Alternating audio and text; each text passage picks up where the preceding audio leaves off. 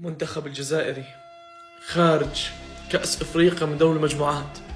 انا بشجع الجزائر من 2014. هاي اصعب لحظة بحياتي مع منتخب الجزائر. يا الله، اقسم بالله ماني قادر احكي ولا اعرف شو بدي احكي. الجزائر خارج كأس افريقيا من دوري المجموعات.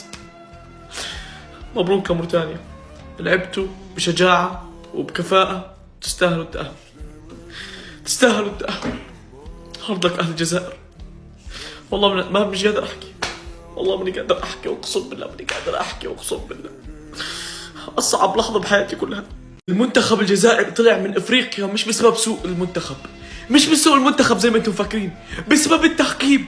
المنتخب الجزائري هو اكثر منتخب تعرض للظلم. الفار ما بيشتغل مع المنتخب الجزائري.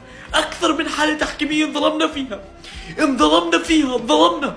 الجزائر انظلمت تحكيميا، وعشان هيك طلعنا من البطولة.